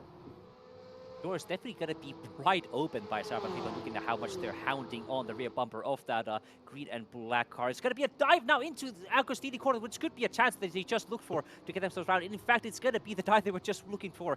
The door may have been closed, but Sarah Philippe used a crowbar to pry it open, and now she's through, down, up into, that's going to be second place, hoping to chase down Jordan Johnson. But with the huge 2-second gap that they had just made there, I don't think there's going to be much chance for her to catch up anymore. But it's going to be a very good dive from Sarah Philippe to get themselves into P2. Now it's going to be Rafael Rodriguez there in the background, hoping to get themselves around Banu Seaton as well. Also, update, we also had a retirement from Christian Klippert and Xavier Phil. I'm not sure if we're going to see a replay of why they exactly retired from the race here, but that's going to be 2 cars out of the race here, with Zuziban also in the background. I think they also had a spin at some point. And Katie Timberbox there in the background, also trying to get themselves around and get some more positions gained after their unfortunate first race spin here. But we're going to be seeing now Nicholas Zahn going around Luis Adeline, heading up into a Brundle corner. That's going to be a very brave move going up on the inside. It's going to be side by side. It's going to be a bit of netcode contact between Luis Adeline. That's going to be forcing them to go sideways. But thankfully, Luis Adeline kept themselves in the right way around there. But it looks like a bit of netcode caused a phantom hit to happen and for Luis Adeline's car to go loose. But thankfully, everyone made it through in one piece. Yeah, that did look like a bit of a slide coming out of the corner from Louise Adeline. I'm not sure if that was netcode myself or it was just another corner where some of the drivers do seem to be struggling in these excitable Porsche Cup cars. Rafael Rodriguez is going for that dive on the inside of Barney Seaton. Not happening this time. It did look like it was just a little bit too far behind. Barney Seaton is now just trying to keep up with Sarah Van Veepelen. Sarah Van Veepelen seems fairly safe. Is that the move going to come through here again just before Hamilton corner? It's close, and it does look like that door has now been opened. That is a bunch of cars going side by side for just a moment. But as we come to the next camera, Pescetti is still on top of this pack here. Philip Beckervold is now putting that pressure on Rafael Rodriguez as well.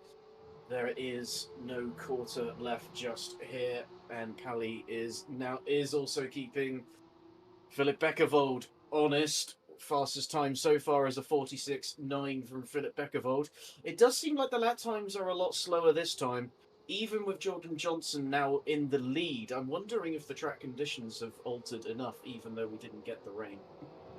The track does seem to be a little bit hotter than before, so that could be a contributor to why the lap times are slower here. But that does not seem to be concerning any of these cars at all here, because they're still pushing to the absolute limit here. Rafael, Philippe Beckervold, Palico Grand, and Paulo Pescetti, they're all just trying their best to get themselves around each other here. But it looks like Banu is able to hold on to that pressure quite well here. They are just ahead enough so they can't have any move happen on them just yet there. But with 3 cars right behind them, any single mistake just could spell disaster for them. So we're not going to be watching very closely. Going down Rich's corner here, heading towards Montreal. But that's going to be a very slow exit from Rafael Rodriguez. That could be an opportunity for Philip Beckervold to kind of move up on the inside. But no, Rafael Rodriguez takes the defensive inside line there. But it looks like Philip Beckervold is trying to just force their way through, staying up on the outside, which is not going to be turning into the inside, heading into turn 3 probably here. That could be the move they want to make here to just stay ahead. But no, Rafael Rodriguez is clinging on here. But again, there's going to be another inside corner coming up here with also Palico Grant right there in the background, hoping to capitalize on these opportunities as well here. Now going to be into Agostini here, a bit of a door-banging moment with also Rafael Rodriguez losing a position, not only to Philip Beckervold, but also to Palico Grant here. So they're going to be losing again. It's going to be a 2-for-1 deal with these 2 competitors. They're just going to be working together, just cut their way through the field. It happened to Guiando earlier, and that's going to be happening to Rafael Rodriguez. So these cars are just on an absolute send on this entire track here. And again, no change in position somehow. Yeah, some brilliant moves there. We are going into the final 10 minutes of this race. This being the second race, everybody has gotten some time with the track, getting some confidence with the track, and they're going for moves they might not have at the start of the event. Maybe something of a bit of a Hail Mary, knowing this is the last time they'll get to drive Snetterton. Maybe they're excited about not having to drive Snetterton in 10 minutes. Maybe they're disappointed. It is a bit of a Marmite track. Yeah, it is quite an unusual track for our competitors here, but they seem to be enjoying themselves quite a lot here. We are seeing a lot of good racing happening around here, especially with our top half of the grid here, just trying to hustle for position all the way around each other here. It looks like things have calmed down a little bit here. The spaces have widened out a little bit, but it looks like in the background that's going to be Nicholas Zahn and Luis Adeline again, still in that fight between each other. It looks like Luis Adeline got ahead. I think Nicholas Zahn may have realized they had a bit of an argy-bargy moment with Luis Adeline. They willingly gave up that position. So now the fight has reawakened between the Cabal Racing and Racing Team Echo cars here. Now going through to turn 1 Riches here, hoping to get a good launch through that car here so they can again make that classic dive bomb into the Montreal corner here. But I don't think the gap is going to be quite there for Nicholas Zahn to make a dive happen here, but they're going to be getting ever so closer with each corner here. The gap is shrinking down from 4/10 to 3/10, but it's going to be extended again into 4/10. It looks like Luis Adeline got themselves a slightly better exit going through Montreal, heading down now into Palmer and Agostini. So gonna be not changing position yet here, but we're gonna be watching very closely once they get to that Bentley straight. Yes, Luis Adeline, of course, now driving for the relatively new team. I've not been keeping up with Simufur stuff as much as I did before. Relatively new team, Racing Team Echo. Cabal having been the new team before. This is a battle between two teams that are, well, again, relatively new to the Simufur scene, I believe. I mean, I wouldn't call Cabal new. They've been around for over a year at this point. But yeah, Racing Team Echo, definitely the newest team on the grid here, trying to lay claim for some position. I think at the moment it's only Luis Adeline here, the only car for the Racing Team Echo team. Quite a weird mouthful there, but yeah, not changing position here. But it's going to be now Philippe Beckavold under attack, or attacking Pablo Pasquete here, going down into that long sweeping corner. It looks like they managed to just about squeeze ahead in that. That was a very unorthodox overtake going into Corum, squeezing up on the inside, now managing to get that excellent launch into the merge corner here. So that was a beautiful move right from them. That's going to be also Palico Grant right there in the background, now hounding on Basket. They see them going down there. So unfortunately, it looks like Baru just doesn't have quite enough pace to hold off their attack from these really fast esports level drivers here. That's going to be now Palico Grant trying to sneak themselves up on the outside there. It looks like Baru just does not have the pace needed to stay on up on the inside of Palico Grant's car there. So again, they're going to lose another position, almost touching the rear bumper on that Porsche Cup car there, but thankfully they made a way through it in one piece. It looks like there's also a lot of scrapping happening between Luis Adeline and Nicholas Zahn there in the background as well. They're switching back and forth. That's going to be going side by side, going up into the Montreal corner here, with Luis Adeline trying to cling up on the outside. That's going to now turn to the inside, heading into Palmer here. So no change in position yet here, but it looks like Luis Adeline just fighting tooth and nail and claw and talon. It's going to be contact. It's going to be pushing Nicholas Zahn out into the grass there. So that's an unfortunate incident. That was two competitors fighting hard there, but it looks like maybe a bit of netcode or just a bit too hard racing there caused Nicholas Zahn to be pushed out into the grass. With how hard some of these drivers are battling, that was going to happen at some point. Pally making a great move before that as well to get themselves into 4th place. They will now be chasing the usual suspects at the front of Sarah Van Fiepland and Philip Beckavold to see if they can get that final podium position. I am honestly a little bit surprised with what I've been seeing before. I thought I would be seeing Stolas on Palikui's car, but that doesn't seem to have happened for this race. Yeah, they seem to only be representing the Blue Racing. What was that? Blue Shark E-Racing team. E-Racing car. I think it's also Turbotron sponsor at this point, but yeah, it's going to be the Blue E car in that blue and white liveried Porsche Cup car, now chasing down Philip Beckavold again for the 15th lap in a row here. Again, no change in position here, but now with most of the cars finally navigated through, this could be the chance that Palikui needs to finally make some overtakes happen on Philip Beckavold here. They're getting really close into the rear bumper, going through into the Richards corner here, hoping to maybe make a send happen going up into the second corner here, but no, there's not going to be quite enough space or distance to make a send happen there, but they're getting quite close here. We also see Sarah Van Fiepland right there ahead of them. That's got to be hopefully giving a bit of a tow to Philip Beckavold here, that's helping them to stay ahead, but the gap is also shrinking between Sarah Van Fiepland and Philip Beckavold here, so this could soon be a 3-way battle for 2nd and 3rd place. Yeah, it could be a situation that Sarah Van Fiepland is dropping their pace a little bit to conserve the tyres. Or maybe she is just feeling a bit bored and wants to get back into that action. I couldn't tell you myself. Someone would have to go and check on her stream for if that is the case. In any case, it does mean the fight for 2nd place is still in place, even if more so for 3rd place. The podium is not guaranteed just yet. All 4 of the cars are very close to each other. anything could happen still. Anything can happen indeed with only 3.5 minutes left of the race to go here. The gaps are still staying extremely close between from P2 down into P6 here, with only less than a second between all of these competitors here, with only half a second between P2 all the way down into P4 here. We also see now Rafael Rodriguez trying to have a move up into Panuciton here. Panuciton just trying their best to hold on any scraps of positions they had. They again started in the pole position here, but suddenly they just could not hold against the assault of Jordan Johnson, Sarah Van Vliet, Philip Beckerwood, and Palico Grande. So down they're hoping to hold on to that top 5 position from Rafael Rodriguez as well there in the background. But we're going to keep our attention now on Sarah Van Vliet and Philip Beckerwood. Philip Beckerwood getting a really good launch on the Murray's corner here, heading down on the main street here, hoping to make another send happen on Sarah Van Vliet here. Now hoping to maybe, they seem to be backing out a little bit going into the richest corner here, maybe hoping to angle for a better launch here and they make a send up on the inside, but no. Sarah Van Vliet opts to take the defensive inside line there, forcing Philip Beckerwood to stay up on the outside and not make any move happen there. But that's going to give an opportunity for Palico Grant there in the background to also maybe think about making some moves happen there. And that's going to be going through Palmer corner here, staying nice and tidy through there. No changes in position yet here, but that's going to be another overtaking opportunity happening soon here with Agostini corner here. Again, only 2/10 separating these 3 cars between all of them here. It again looks to be a very nice and tidy exit from Philip Beckerwold and from Sarah Van Vliet here. Again, no change in position here, but that's going to be getting close into the Bentley straight there. Again, Philip Beckerwold trying to get as close as possible. The gap is now only 2/10, 1.5 tenths here, going through Oculus, the very technical, very wide corner that you can have your car very easily bounce here, but it looks like Sarah Van Vliet got themselves a good launch there, but that's an even better launch from Palico Grant. They're getting themselves really close into Philip's rear bumper here, but it looks like no change in position yet. Yeah, and I don't think there's going to be enough distance on the straight here for Philip Beckerwood to make a send happen here, but they are getting very, very close here. They're getting right up into kissing that pink and white rear bumper here, so a whole lap ahead and only two more laps to go, I would say, before it's going to be the end of the race. Yeah, we are very much closing in on that end of the race. It does surprise me sometimes when we see just how much of the race we've already gotten through, but when there is so much action on the track, time flies when everybody's having fun. I'm sure for some of the drivers having to concentrate hard, that timer is not going fast enough for them. Philip Beckerwold is only 1.5 tenths behind, and that is closing into less than a tenth. This white flag is out. This will be the final lap, so this is Philip Beckerwold's final chance to get that move done.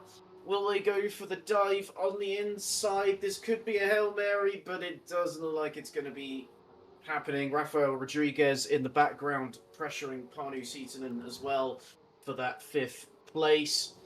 Everybody comes through for the last corner. We have seen a couple of dives work through this corner as Palico Grant goes a bit wide but still keeps position. Is there going to be any attempts at diving here? No. We'll have everybody stay in their formation as there is a back marker just ahead of them. Now we'll see if they come into play at all during this final lap. Sarah Van Vliet getting as good as an exit as they can to get out onto that Bentley straight. Pally is right behind Philip Beckerwold at this point.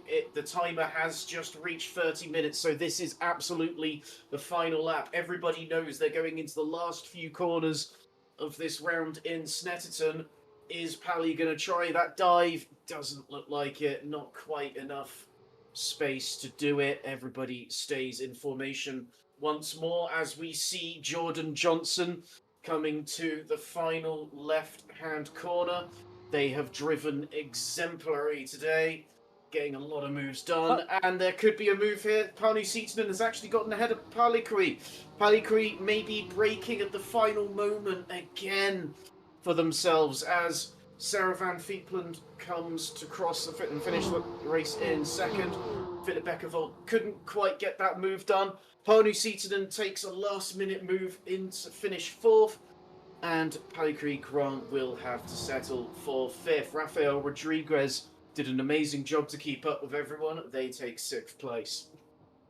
I think there would have been I don't think there was any more distance left between Philip Beckerbot and Sarvan Peterson there at the end. I think they were touching bumper to bumper there. It looks like they're doing that again. And I think Palikwi may have done another mistake into Bombhor that lost them the position to Panu Sitanen, who got themselves into a surprise P4 in the end. So very well held from Panu Sitanen to keep their themselves in P4 after holding off a tank from some very, very fast drivers. So we're going to be seeing a replay of what exactly happened here. So we're going to be watching Paskati Panu Sitanen here chasing down Palikwi. It looks like, Palikwi just went way too fast into the bomb hole corner here, which gave Paschetti the opportunity to just get up on the inside and get themselves another position back here. So again, a mistake on the last couple laps of the race here, costing dearly for Palikwi Grant here. But it looks like they all had fun in the end here. It looks like now the two RNG Liberty cars are now just driving side by side. Had a bit of a RG-bargy on the final laps here. So a very much a more action-packed second race of our second round of our Simufur Racing Porsche Cup, and a very, very fun one indeed. Yes, it's been great to watch, great to commentate, and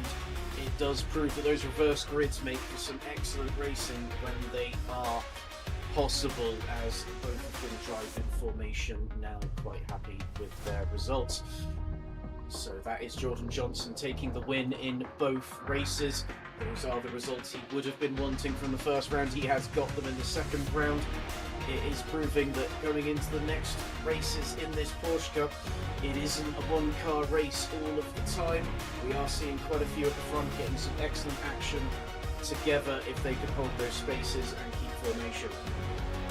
Excellent action all the way throughout the grid here. And we also have an update on Juan, who apparently had a power outage, so unfortunately they have retired from the race as well there. But also, we're not quite sure what happened to Christian Clifford and Xavier Phil. Unfortunately, we were not able to get replays of those, but everybody else, thankfully, made it to the end in one piece, and some fun action all throughout the grid here on both races. But that's going to be the end of our second round of our Porsche Cup Series. And next week, we're going to have a German track on our calendar. That's going to be, let me get this right, Hockenheim Ring Baden-Württemberg. I'm probably butchering the pronunciation there very badly there, but that's going to be the classic Hockenheim track that we're going to be racing next week, so stay tuned for that. That was some excellent racing to watch. Hockenheim will be exciting. This is Azure Goat signing off, and a special thank you to Maurer for handling our broadcasting and cameras today. Yeah, big thank you to Maurer for handling that, but that's going to be it for all of us here in the Simufur commentary booth. Thank you everybody here for tuning in and enjoying some very fun racing action, and see you all next week for some more. So that's going to be a good night from everyone here. And happy Easter! Happy Easter, yes indeed.